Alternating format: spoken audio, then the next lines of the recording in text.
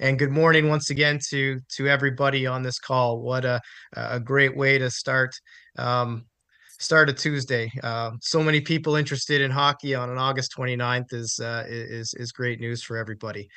For those that I haven't had the pleasure of meeting, my name is Paul Krotz. I'll be the Director of Communications for the PWHL, and I'm pleased to lead this announcement alongside board member Stan Kasten and Senior Vice President of Hockey Operations, Jana Hefford.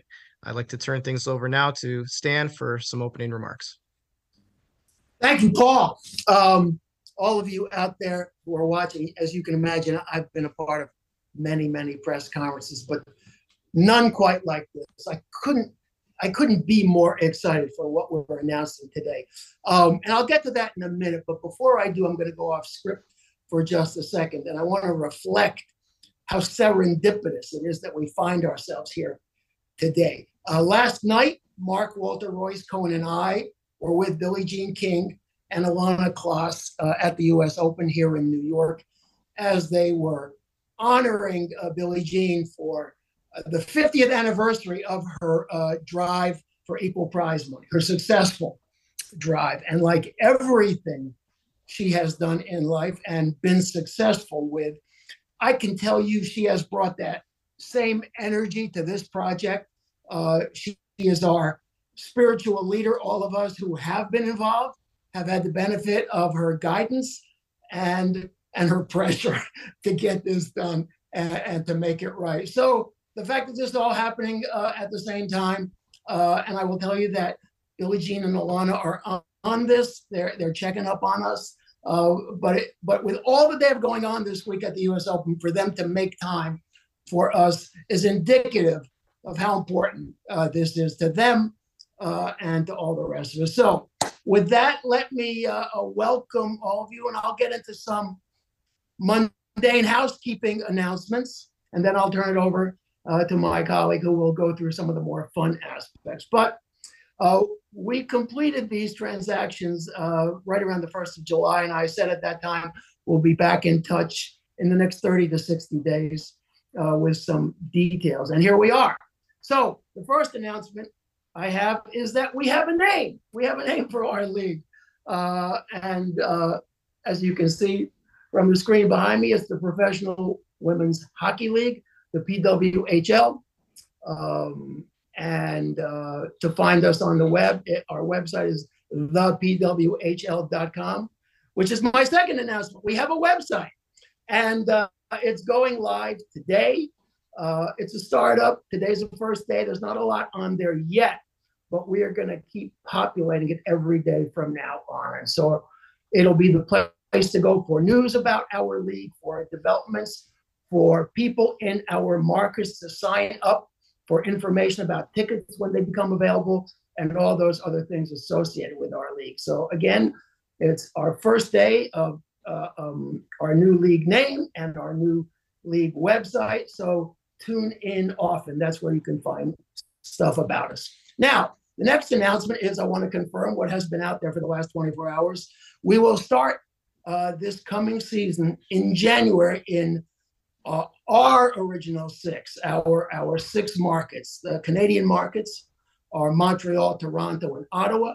The U.S. markets are Boston, New York, and Minnesota. We do not have a logo for our league yet, and we do not yet even have names for our teams, because those things are very picky and they take time to trademark things, to register things, to design logos. We don't have those things yet either, but we are working on all of those things, and we will be back to you in the coming weeks with all of that news. I can assure you, though, we are hard at work on, as I call the mundane things. Speaking about our season, I want to talk to you about that. Our first year will be 24 games. 12 home, 12 road. In subsequent years, we will have a schedule of 32 games, and our season will typically start in November. But for this year only, it'll be 24 games. And I should tell you, this was a sticking point in collective bargaining because our players wanted more games. Not that they were getting more money. They just wanted to play as much hockey as possible under the new conditions that we are going to be providing them. And it was very exciting to work with this group of players to get that done. Now, we don't have a schedule for you yet, and there's a really good reason for that. I said we're going to have 12 home games and 12 road games, but that doesn't mean we will play all 12 games in the same building or even in the same market. And some of that has to do with the extraordinary level of help and advice that we have gotten from the NHL. They have been fantastically supportive of us from the first minute that I spoke with Gary Bettman right through today. All of their leadership has pitched in to help us. They understand it's our league and we're going to have to do this on our own and make our own decisions. But whenever we have had a question or a need, they have been right there to assist us, to give us advice, to make suggestions. And that leads me to my schedule because they have proposed very generously to work with us, to collaborate with us on neutral site games, which means games in other cities that are not in our original six, both NHL cities and possibly even non-NHL cities. And in some of our markets where we are not playing in the bigger NHL venues, we will probably have events in those venues. We'll be promoting those as special events. And so I don't know how many of the 12 home games we will actually play in our home venue. But that's why that will take time to work out. We're also going to be appearing at some of these special events that the NHL does during the year, whether it's the Winter Classic or the All-Star Game or other things. And so putting all of those things together and working around the problem of building availabilities in every city has been complex. It's going to continue to be complex, and that's going to take us a little time. I would expect that we will have a schedule to put out there sometime in October. The sooner the better for us, obviously, because it's the sooner we get that out there, the sooner we can start with ticket sales, the sooner we can line up broadcasts and all of those things that we still need to do. We also have had to work in each of the markets to get the very best training facilities that we can. It's not just about finding venues for our games. We also need the very best conditions for our players to train, conditions that all elite athletes deserve, no matter what sport they play in. And we've been working hard at that. And that's going to continue to take some more time. But we do have our market set. We're confident in these markets. And we look forward to playing in each of these markets, as well as any of the other markets that we will be in. Now, again, that's some of the mundane stuff that we need to get out of the way. Now I want to turn it over for the fun stuff. And I'm going to turn it over to Jana Heffert, who is our Senior Vice President of Hockey Operations. Everything you see on the ice or involving players in our league this year will come under the direction of Jana, who has a lot of experience both in management and, of course, as a Hall of Fame player. So let me turn it over to Jana for giving everyone an update on where we are on hockey developments. Thank you, Stan. Excited today to share a lot of these details with this group. We had a chance to talk to the larger player group last night, and similarly, they had patiently been awaiting details of everything we've been working on. So I'm excited to share that with this group today. But I would be remiss not to, at least I think, start this off by reflecting on the historic moment that we're in and the significance of this announcement today. I started playing when I was 6 years old. I grew up as one of very few girls playing the game. I had the opportunity to compete for Canada for 17 years and compete in 5 Olympic Games. But never did I dream of something like this. I dreamt of what I could see, which was the NHL. And so to be able to have something like this today that we're launching is something that is so significant for our sport. And I know that many women before me have dreamed of something like this. The journey to get us here has been long. It's been twisted. It's been empowering, but I'm not sure success comes in a straight line. So I think we're all excited today to move forward together And as I said, we had a call last night with all the players, and we are committed to this movement and this time for our sport. I'm very excited for the players to be a part of this today. This is what we've been building towards for quite some time, and they're going to have the opportunity to be a part of this special moment. I'm excited for the players of my generation, the ones that came before me that put so much into this.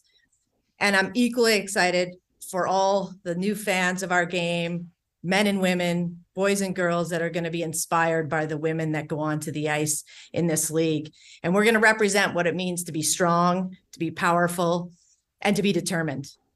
So we're just getting started here. I'm going to share a lot of details about the season, and that doesn't happen obviously with 1 or 2 or 3 people. Our team has been expanding and scaling up, and I'll say we don't have time to introduce everyone on this call, but when you take a look at the website, you'll have a sense of who these people are. And I'm really excited about the quality of people we've been able to attract to this league and who will be a part of this build. It's not an easy lift, but with the right people, I know we're going to get there. And I'm excited to work with the group of people that I have on my team. So as it relates to the player pool, we started out by putting together a player evaluation committee. It was 9 members, and these members represented all the various stakeholder groups in the women's game.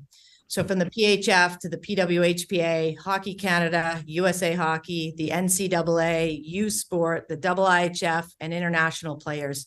And what we asked this group to do was identify the player pool that would be available, or we believe to be available for this league.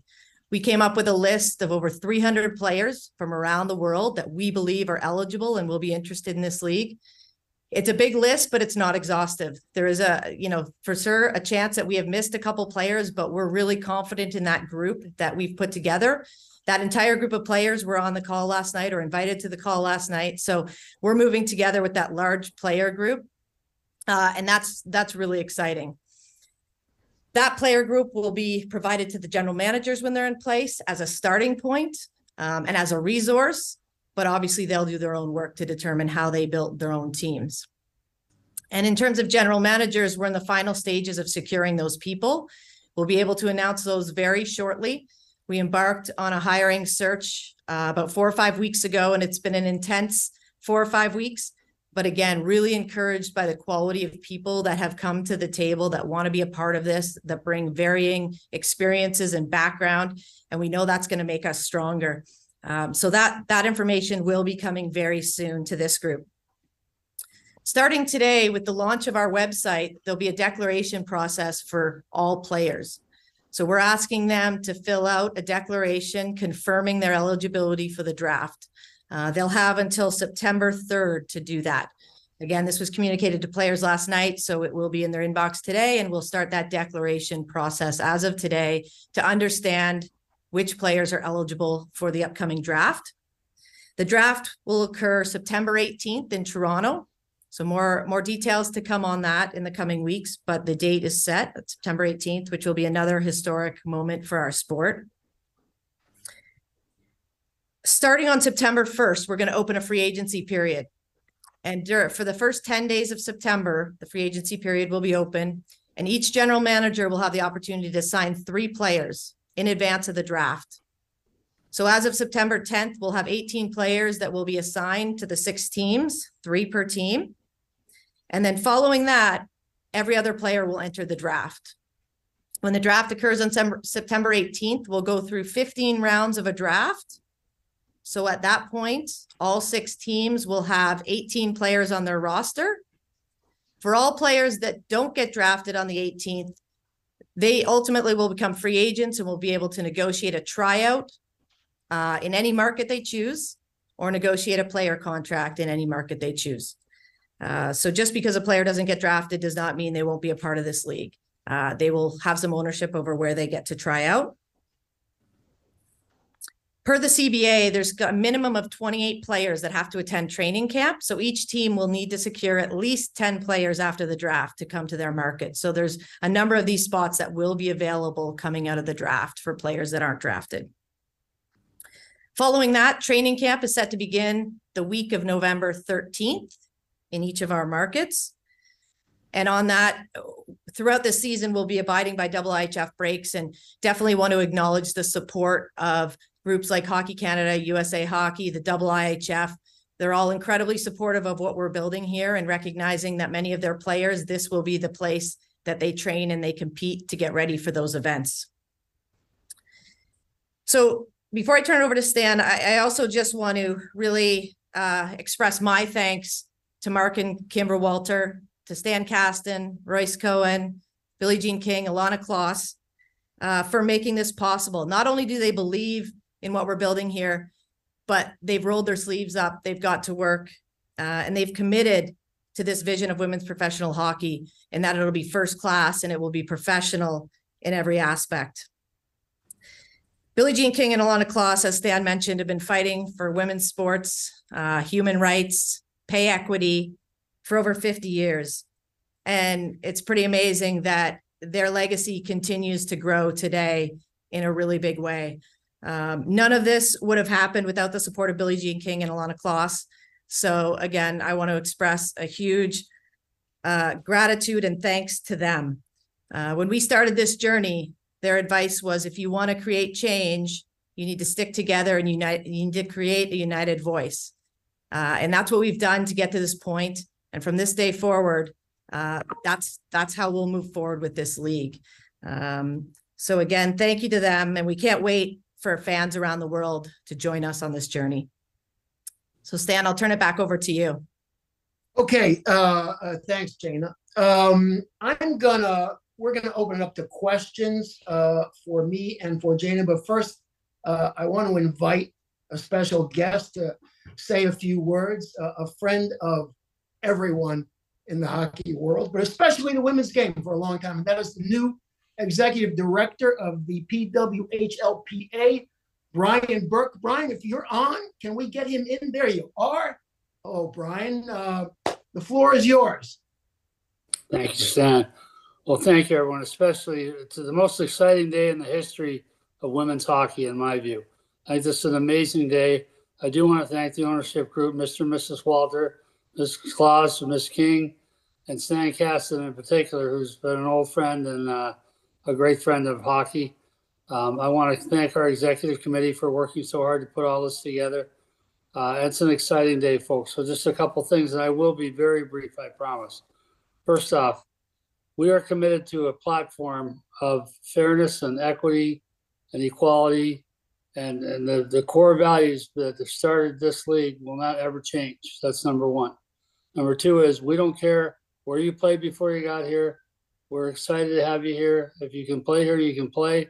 And so we're excited. Don't worry about where you played before. We've got a spot for you if you can make us better.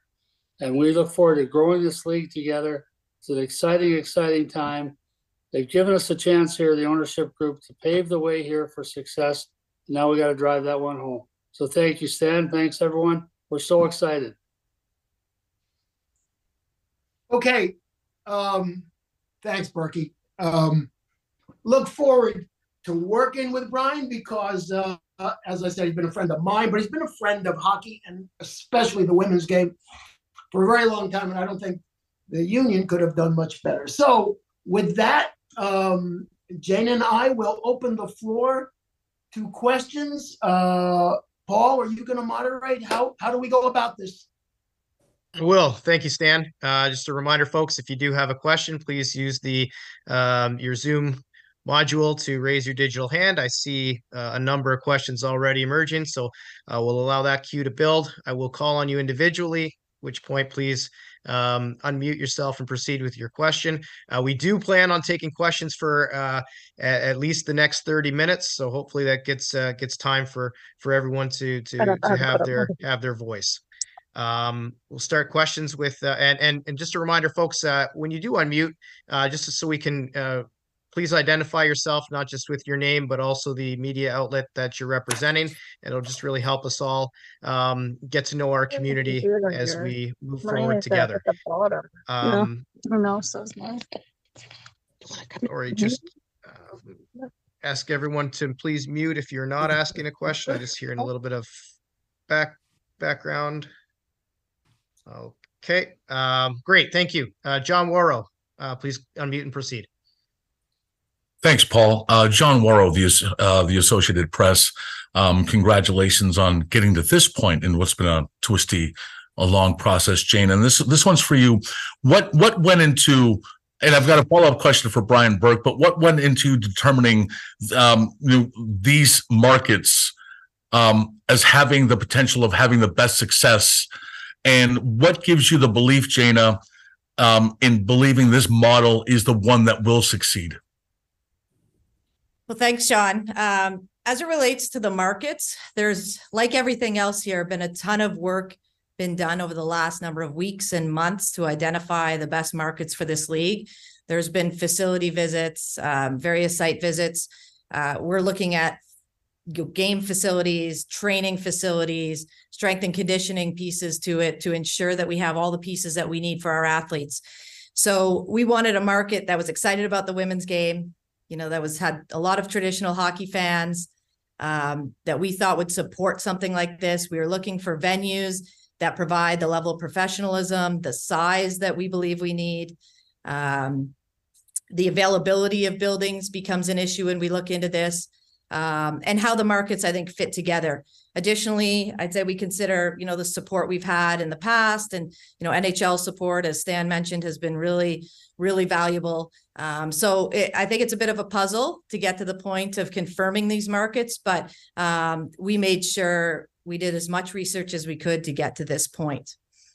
Yeah, sorry, go ahead. Second question about why this is different. I think there's a few things. One, we have an ownership group that provides the capital, the resources, the experience to do this in a professional and a first-class way. And the obvious symbol of that is completing a CBA that both supports the long-term view of the ownership group, but also allows the players the certainty and the comforts and that hits their level of professionalism as it relates to a day-to-day experience as a female hockey player. This league will have the best players in the world. It's the second part. And the third part for me is that, we're witnessing a point in time where women's sports is certainly thriving. The demand is there. The excitement is there. The willingness for people to really embrace what we're doing. I don't think there's ever been a better time. So I think with the people we have involved, we're incredibly confident for the future of this league. Thanks, Shana. And just for Brian, you've been a longtime supporter of women's hockey going back, a long time. But how meaningful is this day to you, knowing that you're on the on the association side, and that there is a league? Could you have envisioned this, way back when? That's the shortest question you've ever asked me, John. So Thanks, Brian. you. No, I what excites me about it is how far the game has come since I started following women's hockey at any level at all. Was inaugural. A lot of people, I think, first got acquainted with women's hockey at the international level. I had seen women play before, but Nagano was a watershed moment for me. And I realized how unbelievably fast, like I said this a couple of years ago, so you can look up the quote. I said, if the women's hockey had come along at the same rate as other sports, Usain Bolt would have run a 10-second 100-meter 10 years ago. That's how fast. The women have improved more in hockey than in any other sport on the planet, in my view. Said it publicly before. So to me, the chances, and I've watched the struggles. I've watched players borrow tape and borrow laces when the teams were playing and had no resources at all. I watched the Calgary Inferno game and watched players passing around a roll of tape, for God's sake. So I've seen now what the hardships they've gone through, the iterations they've gone through to get there to play and to put this together. I'm so proud to be involved. So it was a very emotional moment for me, when they offered me the job. Thank you. Thank you, John. Donna Spencer, proceed, please. Hi, Donna Spencer, Canadian Press. I'll echo John, congratulations for getting to this point. Stan and Jana, you've talked about how the NHL is very supportive of this league, but could you please drill down into what exactly is the NHL's relationship with the PWHL right now? Is there financial? Is it more in kind? Is it consultative? Could you please drill into that relationship? I'll start. I would say for now you can call it consultative because we're early in everything. Right now, they've helped us identify markets. They've helped us talk to NHL teams and to cities and buildings and things like that. And on a sidebar, we've also had conversations about the future, about maybe doing business together, whether it's sponsorships or events together, things like that. But mostly it's support. Mostly it's advice, it's assistance for anything that we have asked. They're not trying to push anything at us. They're just giving us the help that we think we need. And I think that is one of the elements that has not been there in all prior iterations of women's leagues. And the fact that it's there now, I think, is a major differentiator. Is one of the major reasons that I'm so confident about our long-term success. Thank you. Thanks, Donna. Next question come from Erica Ayala, please. Thanks, Paul. Hi, everyone. Excuse me. Good to see you again. I have a question first for Stan, and then Jana, come to you if that's all right. But for Stan, you mentioned that it would be 32 games moving forward from this inaugural season, and will start in November. This year, we know we're starting in January, but do you have kind of what the parameters are? When will the league be running in this inaugural year? Yeah, we think we'll start as early as January 1, but it'll be sometime right around there. And we haven't built out the schedule. We haven't filled in all of the special events that we might do, either alongside or with the assistance of the NHL. And we haven't accounted for all the breaks in the schedule. Remember, some years are Olympic years, and those are different breaks as well. So we just don't know yet when we're going to end. Figure on the end of May or early June in this year. But I think in most years it will run from November to May, followed by playoffs and at least 2 rounds, and maybe more as we get bigger. Okay, I appreciate that. We'll follow up for sure. And Jana, you mentioned that players were contacted. And forgive me if you mentioned this, but how many players right now have been identified in that player pool that have received the messaging in the email and are potentially available to be those 3 players per team to sign contracts before the draft? So we've identified over 300 players around the world. And I just, want to be really clear that if there's a player not on that list, it does not mean they're not eligible. That's just, we put a committee together that we believe has a really extensive knowledge across various groups of players. And we've done our best to make that player pool. But if any player declares for the draft and, they qualify based on their past experience, then they would be added to that group as well. And just a really quick follow-up there. So all of that information is available for any players that have not been identified in that 300 plus. They can access that right now on the website, or how would they get in touch? Yeah, through the website. The hockey operations department can help with that. But we know the network of women's hockey players is quite tight. And so players that are not on the pool or feel like they're not on the pool, I have no doubt will be able to access the information they need. Okay, thank you so much. Thanks, Erica. Ian Kennedy, go ahead, please. Hi there, Ian Kennedy from the Hockey News. Again, congratulations to both of you. My first question, I guess, probably for Stan would be, we've seen a lot of issues with the NHL surrounding international competition. Do you foresee international competition always being a portion of the PWHPL's model and allowing the women to participate for their nations moving forward indefinitely? I do. I think it's a very big part of the ecosystem of women's hockey. And it's a positive part because we know that the games, which are in international competitions, of course, starting with the Olympics on down, those grow our game, those grow our fans, and those make our players better. The competition to participate in those games make our players better, which will make our product on the ice better. So yes, I definitely foresee that being part of our permanent long long-term plan. Thanks. My second question is for Jana. It has to do with the player pool. We know right now that a lot of European players are under contract. And I'm wondering if you've begun the process of transfer agreements or discussing with those European leagues how that might work to bring some of those talented players overseas. And my second question with that relates to the eligibility of current NCAA players. I saw in your draft that players that are in the NCAA could potentially make themselves eligible for the draft, and if you've discussed what that means for eligibility with those NCAA players. So from an international perspective, all of those players that could be signed elsewhere at the moment, they'll need to declare themselves available for the draft. And they'll need to say that they are able to be drafted, relocate, and compete in the season as of November.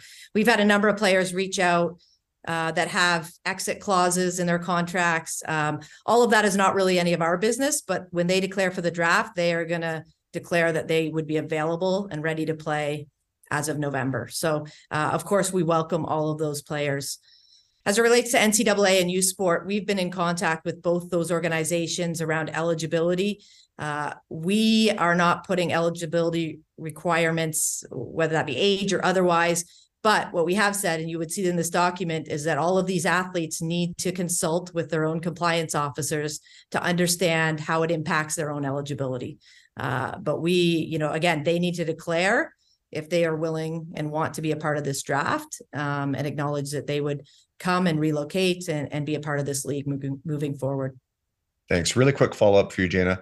About the draft, if a player is selected and for some reason it does not work out for them this season, how do the rights work in that? Are players indefinitely the rights of the team that selected them in terms of those NCAA or professional players that might, for whatever unforeseen circumstance?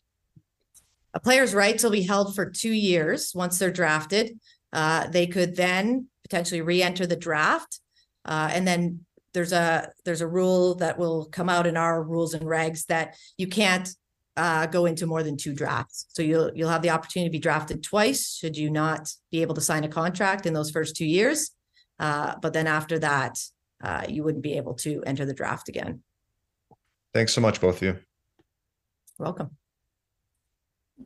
Thanks, Ian. Haley Salvian, go ahead, please. Thanks, Paul. I guess I'll follow up quickly on Ian's question because I'm curious about the NCAA as well. I guess this will be for you, Jana. I'm sorry to kind of repeat on that, but just to be clear. So could a player who is in their final year of eligibility in college declare for the draft, get drafted, not sign yet, like play an NCAA season and then sign at the end of the year to play once their college season's over? As long as they're, once they talk to the consultation, like, is that something that would happen? Like, essentially a GM could draft like a Sarah Fillier for the idea of having Sarah Fillier in June. So we don't believe that's possible because they're actually declaring for the draft, similar to what happens in sports other than hockey in the NCAA. Right. And we were on with the NCAA as recently as yesterday to confirm these details. And the important part in this for us is that the players need to consult with their compliance officers to understand the impact to them should they enter the draft. Okay. Thank you. And then just to follow up again, it's a bit more from the press release and notes that came out in the draft selection process. It says that there's going to be no draft picks traded until at least the completion of the 2023-24 season. Is that like selected players or the picks themselves? So like Toronto can't trade down in the draft with Montreal, or is that about the players? So that's the picks themselves. Okay. So there can be player trades that happen as of the first game. Once puck drop happens and the season starts, player trades are possible. But there's no trading of draft picks until the completion of season 1. Okay, thank you. Can I add something that I don't want to gloss over because this is really important? Jana is going through a lot of these rules, and she didn't come up with them out of thin air. We included all of these subjects in discussions with our players, with the union. We have had a very collaborative process from the start. At the end of the day, the ownership will have the prerogatives to do what they think is best. But on all of these subjects, we spent a lot of time and really came up with these rules as a result of the conversations with our players.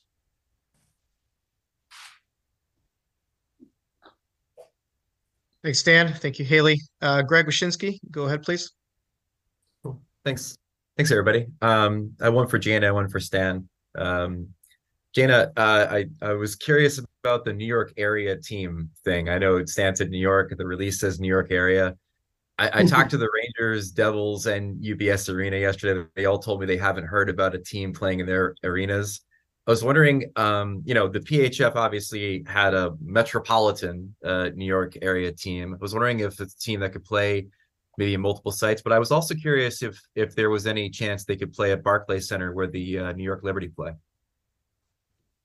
I'll throw that over to Stan. I don't know if we're ready to announce our venues yet, but I think we have a lot of options, and we have the confidence in those options to know that that's where our team will be at this point.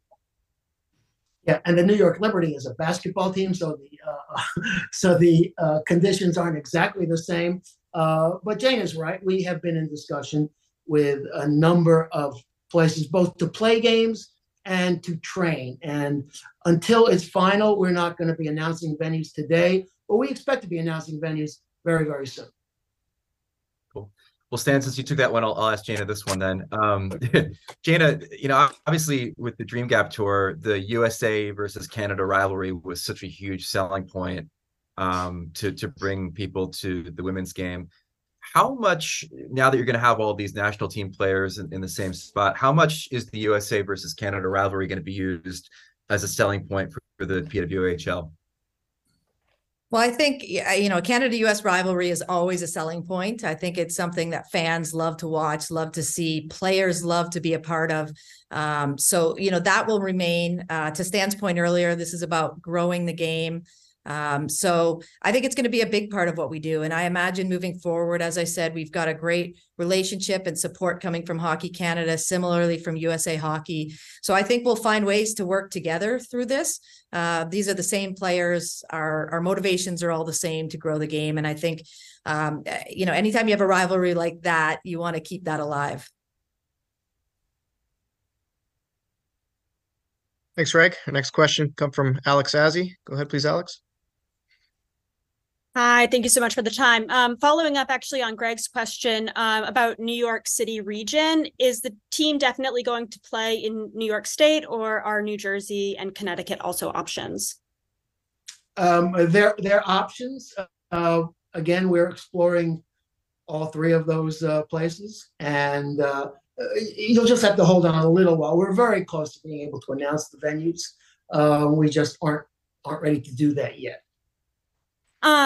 Following up on that a little bit, I know that you're planning on playing in larger venues and getting people into those. As much as I think we all know that people love women's hockey, they also have to know that it exists and is there. Could you speak a little bit about your marketing plans and what they look like between now and January? Well, the first thing I want to say, because I'm very proud of it, we're getting into training camp 6 weeks before the first game. That's way more than you would typically do. But this was at the players' request. They said, we want to be in our markets because we want to be in there, spreading the word, getting out the news about our league, being in the community, and establishing ourselves. So that's the first thing. We have an extraordinary pledge, both in writing and verbally, from all of our players that they want to be involved in spreading the word and growing the game. Aside from that, I can tell you, we will be dedicating real money to real budgets for promotions, especially for community affairs as well. We understand that people don't just come in because you announce that you have a game. We have to have promotions at the games. We have to have promotions in the community around the games. We need to do advertising. We need to have sponsorship arrangements that spread the word. So all of those things that you see in modern professional major league sports are the tools we're going to employ. And a couple other things. I said this from day one. I'm going to make mistakes in year one. Okay. I think all of us are going to make mistakes in year one. Be patient with us Some of that is because we did get such a late start, and we really did. We really didn't get going till the beginning of July. And that's partly to blame for some of the hurdles we have to clear. But also it's learning about how to put our best foot forward. We are going to be in some bigger buildings, but we understand there'll be nights when those buildings don't look great with however many people we have there. So we're working with setting aside some areas in buildings to make the game look better. We are in some big buildings, but we're also in some smaller buildings. We're in some AHL and OHL buildings, which we think for us right now is a better size than NHL buildings. But over the course of the year, we will also be in NHL buildings in NHL cities. So look, it's a big job. It's a heavy lift. As I said, we're going to make mistakes, but we're going to learn from those mistakes. Year 2 will be better than year 1. And we will have a lot more lead time to prepare for year 2. One more follow-up, if I can. What in the past, players haven't always had full staffs, and I'm talking people with full-time jobs. This is their only job. Can you speak to how many staff you're planning on hiring, both at the league level and on the team level? I'll let Jana take that over because she's worked diligently on templates for each franchise. Yeah, so at the team level, we're looking at staffs of 11 to 13 people, the majority of them being full-time employees. So that would be 6 teams full of that. Because we're a single entity, we have a lot of support coming from the league level as well. So we're building out a hockey operations office that will also be there to support the teams. And then additionally, we've got a whole nother business and commercial side that will also be working to support these teams. And there'll be some folks on that vertical that also support the team at a local level. So, I can say when you started this with in the past, this is unlike anything we've done in the past. And I can speak to that just simply from, the hockey operations group. And that's going to flow down through the entire league and every team. Thank you both so much. Thank you, Alex. Alex Silverman, go ahead, please. Hi there. So the release, I believe, phrased it saying that the Walters would be providing financial backing. Is it accurate to say that they are the sole financial investors in the league? That's right. And do you have any estimate for first year startup costs? I do. That you can share? Oh no. Come on. That stuff, business stuff is private, should remain private. All I can tell you is we didn't do this for the short term. We didn't do it for the long term. We did it for it to be permanent. We have plans. So far, our business model goes out 10 years. We'll go longer when we need to. But we understand that this is going to be expensive, particularly in the early years, but we're prepared for that. And we think of all those amounts of money not as being expenses or losses. We think of them as investments in what we are building. We think this is ultimately going to be a very successful business, a worthwhile business. But I do have to say this, one really important thing to you. When these deals were done, and this was as complicated a procedure as I've ever been involved with, not the biggest deal I've been involved with, but getting both of these transactions done simultaneously, it was complicated. And when we were complete, Mark and I and Royce, we were sitting down and talking about, reviewing where we were, talking about the business side, talking about the hockey side. And when we're done, Mark said to me, but you know what, more importantly than that, Stan, we've built something important. That was his principal motivation, that we have done something that didn't exist before, a professional major league environment for the world's greatest women hockey players to play in, with the conditions and the guarantees that all elite athletes anywhere deserve. And we should be very proud of that, having nothing to do with the business or the hockey product. And when you say both transactions, you mean the PHF acquisition and the CBA, is that right? Correct? Yeah. Mm-hmm. Yes. And as far as markets, Can you talk about the decision to start with 6 specifically? And I mean, are there plans to potentially expand beyond that within that 10-year forecast you mentioned? For sure, there are plans, but nothing concrete. I will say this. It's interesting to me, and within a very short time, Mark and I, after the announcement, Mark and I both fielded calls from people who wanted to buy teams. That let us know we were on the right track. We don't have teams for sale, at least not today. Might we in the future? We might. Will we expand? We certainly expect to expand beyond the 6 teams, but we want to, get our model right first. Make sure we had the people in place, the processes in place. And so let's start with 6. We didn't think it could be less than 6, but we thought it was a good number to get a good level of competition. We are in good, solid markets, all of which you could consider a hotbed for hockey fans. And we just thought it is a good way to start our inaugural season, but we absolutely have plans to be bigger someday. And I would say even internationally, but I mean, technically we're international already. So those are definitely in our plans.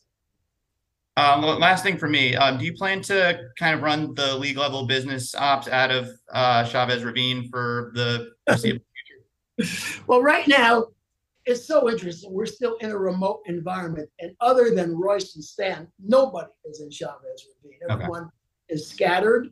To the extent we have a locus of operations, it would be Toronto right now, because that's where Jana and a lot of her staff are located, but not all of her staff. So for now, we are operating remotely, but collaboratively.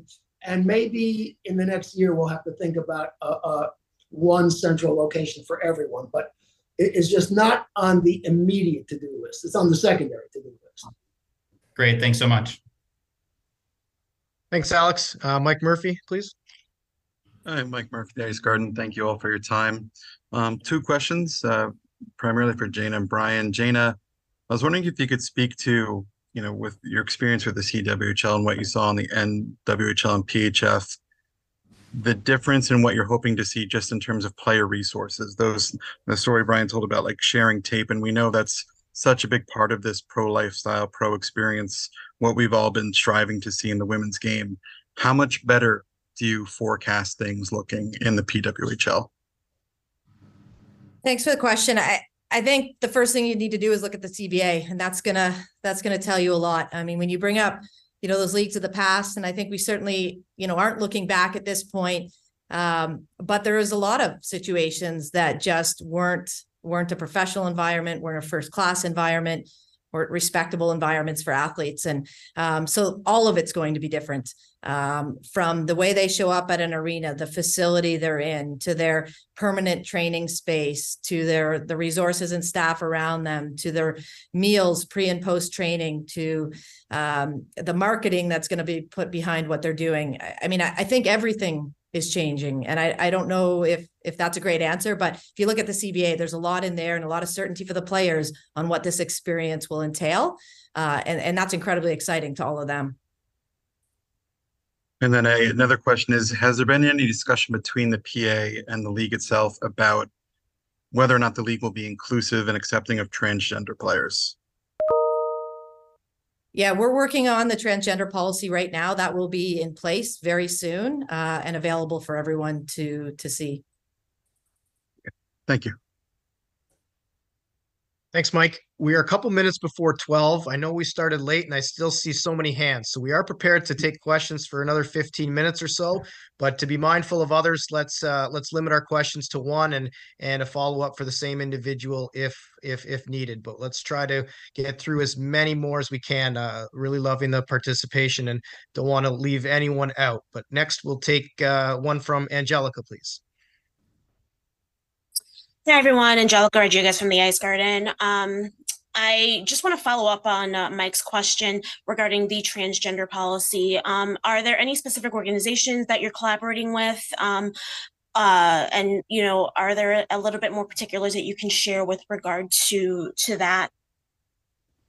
I think much like all our rules and policies and protocols, they're all a work in progress as we speak. but we've secured, various people to help us with that. So nothing we can share at this point, but we will be at a point very soon where we can share that. Okay. Thank you. Welcome. Thanks, Angelica. Esteban, please. Hi, y'all. This is Esteban Bustillos with GBH News in Boston. Thank you for the time. Jana, I think this question is for you.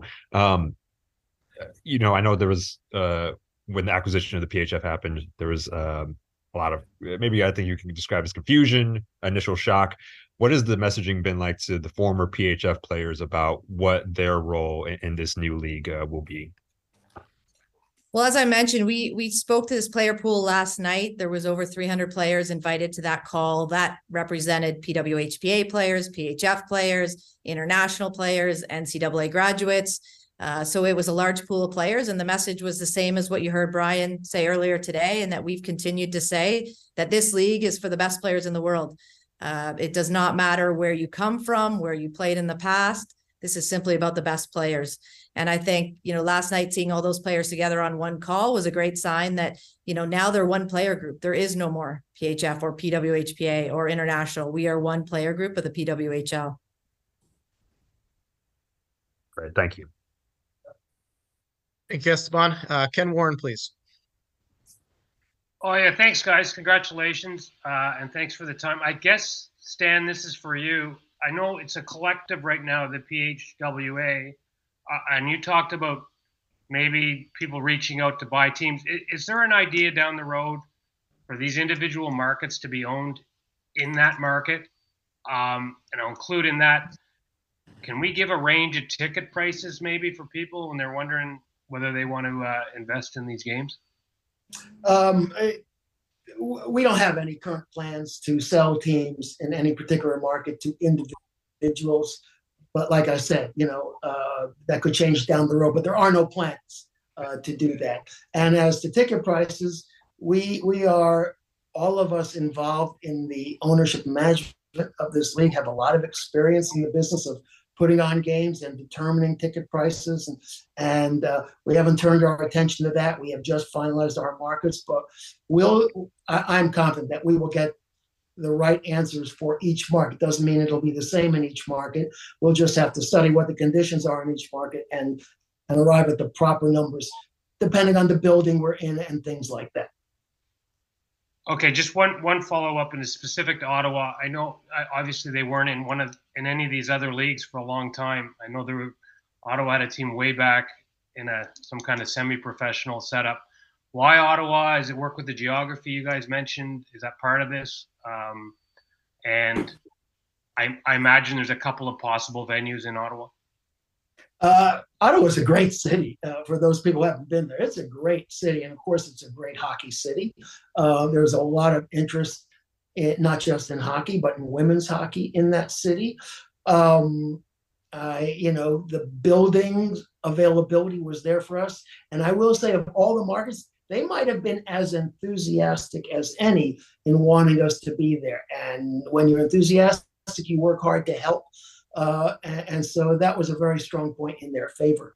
It's also an NHL city. It's the capital of the country.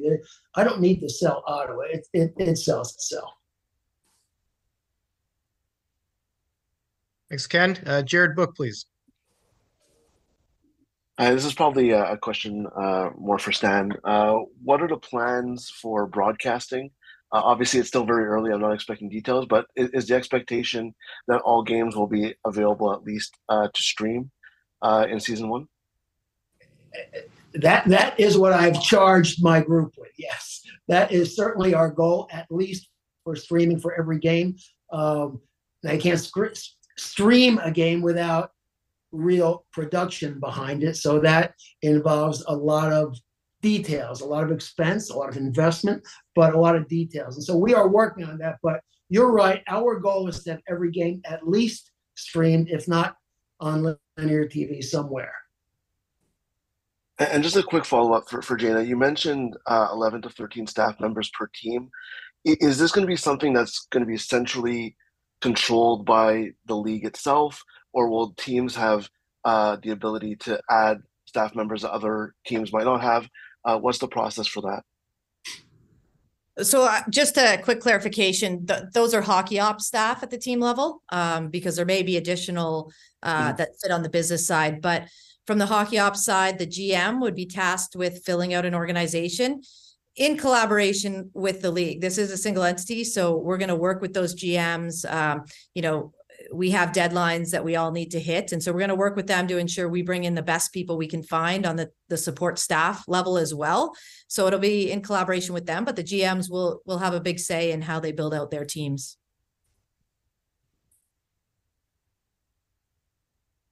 Thanks, Jared. John Shipley, please. Hi. First, I want to congratulate you on having so many ducks in a row. Right? You've got an answer for almost everything. Jana, this is for you. We talked about this a little bit ago about Minnesota, and there was a lot of worry here that the travel would be prohibitive for the league. And can you maybe fill us in on why Minnesota ultimately made the original 6 cut?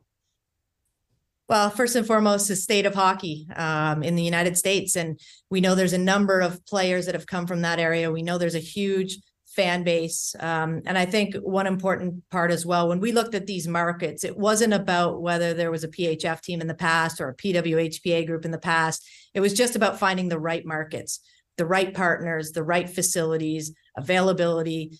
I talked about this a little bit earlier, but it's a bit of a puzzle to put together. But Minnesota was always a priority market for us, and we just had to get to a place where we felt comfortable that we had all those other pieces as a part of it. So it's a market we're incredibly excited about, and we know the strength of it as it relates to hockey. And then real quick, with contracts, do you have a limit right now on how long a contract can be? Like, can you sign someone to a 10-year contract? You have this 10-year business model, or are there any limits in that? Well, per the CBA, there could be 6 players that are on 3-year deals. Majority of players will be on 1- and 2-year deals as we launch this. Now, those things may change over time, but in year 1, that's the way it'll look. Okay, thank you. Take another Minnesota question from Rachel Blunt, please. Thank you. Rachel Blount from the Minneapolis-Star Tribune. I think this is best directed towards Stan. What has your research told you about the potential market for professional women's hockey? How big could the fan base be? And how did that play into your selection of the markets and your continuing discussion of the size of venues you want to play in? Well, I can't give you specifics about our research. I will tell you this, though. We are active in sports, our ownership. We are active in women's sports. And we understand what is happening right now in the growth of women's sports and the value of sports property. So we're very mindful of that. That's why we thought this was a particularly good time to get involved in an area that was a niche that was wide open. We had an opportunity to sign the best players in the world, do a collective bargaining agreement which established stability for both sides for the long term in an environment, women's sports, that is skyrocketing. So we thought that's a smart place to put our money, and that's what we did. Next question will come from Alexandra Pratt, La Presse.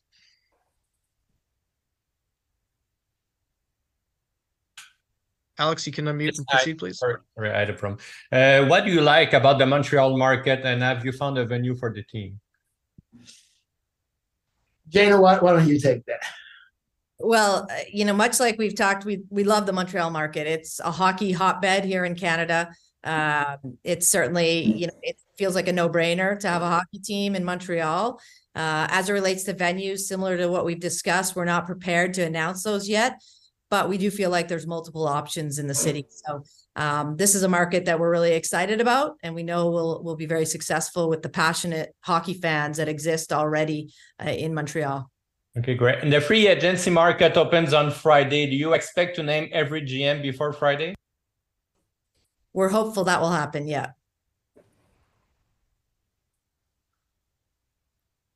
Thank you, Alex. Jean-Francois, please.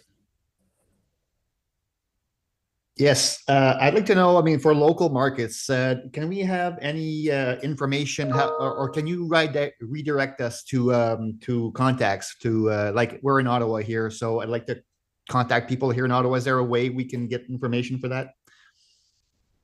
I would start by going to the website, thepwhl.com. That would be the place to start. If not, you have Paul Krotz's information, who is a communication director, and he can direct you to wherever you need to be directed to. All right, thank you. Jeremy, go over, please. Jeremy K. Gover, AP Radio. The idea of neutral site games suggests you understand how important other markets are to the growth of the league and, quite frankly, the financial health of the league, right? From merch sales and sponsorships, et cetera. Yeah.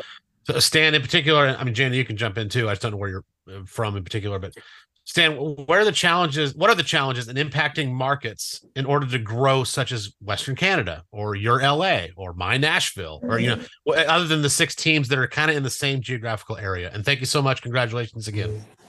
Thank you. Well, you mentioned merch. That's another thing. We don't have any merch yet because we don't have team names and we don't have logos. So we've got a lot left to do over the next 4 months, and that's just a part of it. But obviously, the more promotion, the more we get our word out there, the better off we are. And that is why the help of the NHL has been instrumental in our formation of our plans going forward. Anytime we can be associated with the NHL, a brand as successful as it has become, is a plus for us. And anytime we can show our product in NHL markets that are not currently in the league is also a plus for us, because there are a lot of fans in all markets that are watching us on TV, or that will eventually watch us on TV. They care less about where the game is coming from than seeing our product. But what they'd like to see are big, exciting crowds in big, exciting buildings. And that's what we eventually hope to get to. Maybe not all of that in year 1, but that's certainly in our planning for the future.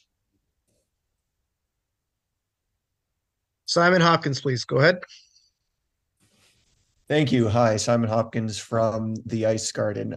Jenna, you sort of spoke earlier about the process that was done to pick some of these markets. They tend to be pretty geographically clustered in one area on that North American map. How much of a priority was keeping these teams close together for you guys? I would say it was a consideration, but not a requirement. We looked at a number of markets that would have been slightly outside of these geographically, but really it came down to, we had to get these original 6 right. And we had to have all of those things that I've already discussed a few times, all of those puzzle pieces come together in each market. So we know there's a lot of excitement in other markets, and other markets that will be successful in the future when we get to a point to expand. But right now it was really about finding the right markets, period. And that's how we came to these 6. And in the CBA that we have thus far, it talks about player accommodation and travel. And on those longer distances, they are the league's obligated, or the teams are obligated to fly the players when it's over. I think it was something around 400 miles, 6 hours ish, which means pretty much every Minnesota game they're going to be flying to Minnesota or flying out to the other cities. Is there a worry that that might be a bit of a financial burden on those specific teams right now, just Minnesota, but anyone else that could get added in the future on those farther off places? Well, first of all, just because a game is scheduled in Minnesota doesn't mean it will be taking place in Minnesota.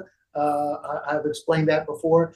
And don't worry about financial burden on teams. There's only a financial burden on one entity. So no matter what the expenses are, it's coming from the league. The league is paying for it. We understand flying to Minnesota is cheaper than taking a bus from Ottawa to Montreal. We get that, but we're prepared for that. And Minnesota, at the end of the day, we thought we just had to have it there, because if there is anything like a women's hockey hotbed in the U.S., it probably is Minnesota. So we really couldn't leave them out of the original 6. Thank you. Go ahead, Michael Silverman. Yes, I guess there had been perhaps some doubt, unjustified in the end, whether Boston would be a market. Can you please explain why you had to have Boston as one of the 6 original? I think Boston is an obvious market for us. There was confusion about any market because we're only having 6, and that left out a lot of really, really good, really, really obvious markets. But Boston also provided a number of different alternatives for venues, some big, some small, and places to train. So in terms of that, it really was a good fit for us. And we're excited about being in Boston.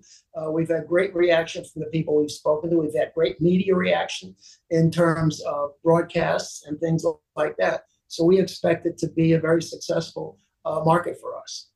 I know nothing's settled yet for venues, but will definitely be both training facility and home ice be in Massachusetts versus, say, New England? I think that is our current plan, yes. Thank you. Miles Dichter, go ahead, please.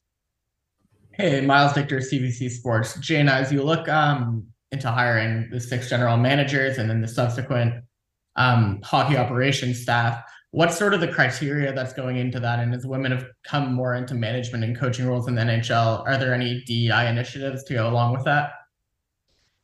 Yeah, I mean, the requirements are to find the most qualified people that bring obviously hockey knowledge and experience to the table, but also trying to make sure we have a diverse background of people with various experiences.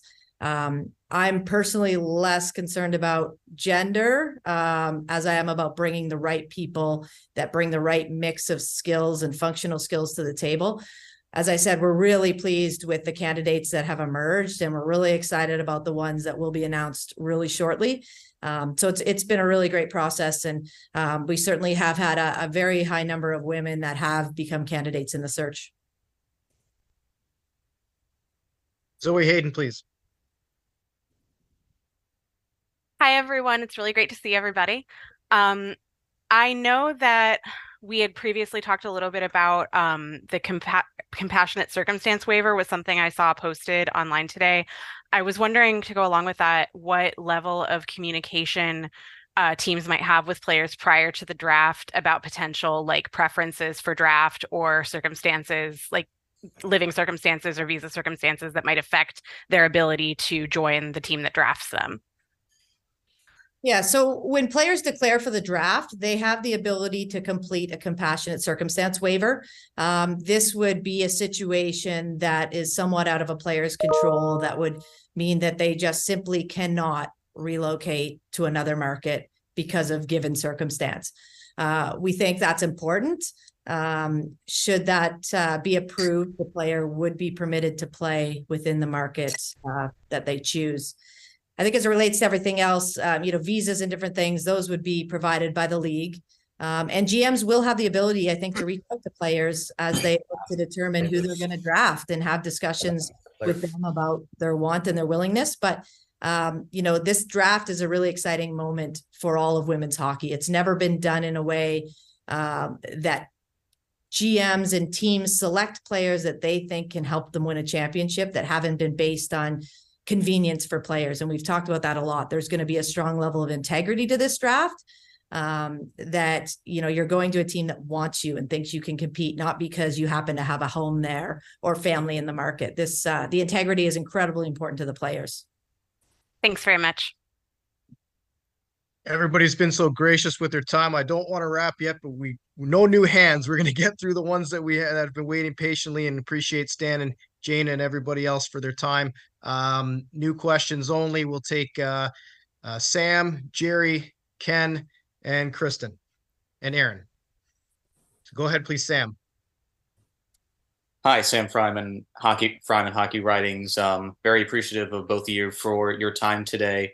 My question is mostly, for the most part, women's sports, the momentum has never been higher. It's never been a better time to be a fan of women's sports. So I was just wondering what any possible efforts may be to really cross-promote with other large women's professional leagues, such as the WNBA or the NWSL, or how much you may have learned or will continue to learn in terms of their marketing efforts, how they broadcast their games, etc. And if you're really looking to learn from there.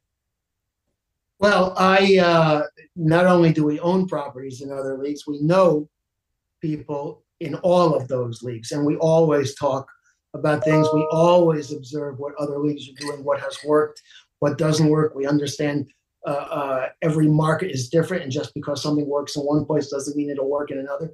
So that's a constant challenge for all of us in sports, no matter how big the team or how small the team is. But yes, reaching out to people with experience, with expertise, with advice is important to us, and that's why it was such a great head start for us to have the support of the NHL, because that is the best and most relevant experience we can have, and their advice has been invaluable. Okay, thank you very Thanks, much, Sam. and appreciate your time. Yep. Go ahead, Jerry. Good afternoon. Thanks for taking the time. My name is Jerry DeSimons with the Collinsville Press out of Connecticut. Can you talk a little about the decision not to include Connecticut in your original 6? Well, as I said, we had a lot of great cities. There's certainly more than 6 that would deserve a team and could support a team. And whoever's not there at the start may well be in our future going forward. We just thought the 6 that we chose provided the best collection of attributes that we needed. And I can't be more specific with you than that. But I will say, we know there are a heck of a lot more markets than just our 6 that can and will be supporting a team in the PWHL. Are there some minimums? I've heard you talk throughout the day here about big buildings and big crowds and things like that. Are there some minimums that the size of a facility that a market will have for play to begin? Not specifically. And again, in this first year, we may have to make some compromises and play in some cases in smaller buildings than we want, say a couple of thousand. And in some cases, we'll have no choice but to play in bigger buildings than we would prefer. But that's all part of this process of learning along the way in year one. Again, we got started very late, and by July, most buildings' availability of days for the following year are already spoken for. And that was a big factor in where we could either play or train. And so we will learn as we go along. We understand we're not going to be selling out big buildings necessarily right away in year one. We're prepared for that. We will learn along the way and just take our time getting to the ideal places. Thank you. Thanks, Jerry. Ken, Kristen, Aaron. Go ahead, please, Ken. Yeah, hi, Ken Campbell here. A question for Stan. Stan, back when Brian Burke was the GM of the Toronto Maple Leafs, I believe he spoke at a dinner one night and he said, how many people here support women's hockey? And, almost everybody's hand went up. And then when he said, okay, so how many people are going to the Toronto Furies game this weekend? Nobody's hand went up. And I would acknowledge that it's a great time for this to happen. And obviously the support is there. There's no question about it. Is it really now up to hockey fans who claim to be supporters of women's hockey to actually get behind this? Like, is it on them now, do you think? No, it never is. No. First of all, I can so see Brian doing that. I mean, I can absolutely see that is exactly who Brian is. No, it's never on the fans. It's up to us to provide a reason to come support us every day. I have a deep philosophy of how to build franchises. It's like how to build any company. We have to focus on your product, your customer, your brand. In what we do at sports teams, it's our product on the ice, it's our teams, it's our environment for our customers in the stands, and it's our community relations. All of those things are incumbent on us. This is our responsibility. No fan owes us their time or money. It's on us to earn it, and I accept that challenge. Thank you. Thanks, Ken. Go ahead, please, Kristen. Yeah, just looking at the website, I'm not sure if you'll have an answer to this question yet, but the goal of a league like this is ultimately to win a trophy and create a legacy for this trophy. Do you have any idea what this trophy will be called, who it will honor? We've had the Clarkson Cup, Isabel Cup. Are we there yet? we are not there yet. That's on page 2 of my million-page to-do list. We're just not there yet, and that's all I can say to you. We have 4 months. I'm sure it will have something to say before our season opens, but I don't know when between now and then. Thank you. Last question. No pressure, Aaron. Go ahead, please. Bring us home. So first of all, congratulations to all of you. My question is just mainly as far as player development. I think this will probably be for Jana, but you mentioned 28 players will fill out the first rosters. Obviously, 28 will not fully play. So I'm wondering, is there something maybe in-house that these teams will foster player development? I don't know if some of those players will be part of that. And I'm just wondering if there is a long-term interest in building that out, maybe not for the version 1.0, but maybe 2.0. Is it part of the long-term model? I'll mute myself. So just to be clear, the 28 players, that's a minimum number of players that need to attend the training camp. The roster will be cut down to 23 active players throughout the team. There is an ability to have a reserve player pool, which is sort of separate from the 25 active players.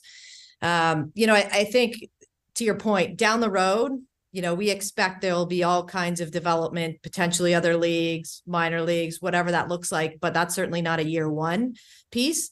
But what is a year one piece is continuing to provide player development opportunities for the players we do have. Again, these players deserve the best as it relates to skills coaches and head coaches and assistants and video coaches. And we'll have someone in charge of player development and scouting. And so all of those things will exist in our hockey ops group. Thank you, Aaron. Well, wow, everybody, we did it. I appreciate everybody's time and certainly your passion and dedication to professional women's hockey and your support of the PWHL and this groundbreaking foundational based announcement today. If there are any follow-up questions or if something we didn't get to, please send an email to me. My address is paul.krotz@thepwhl.com. And we can certainly get responses that you need.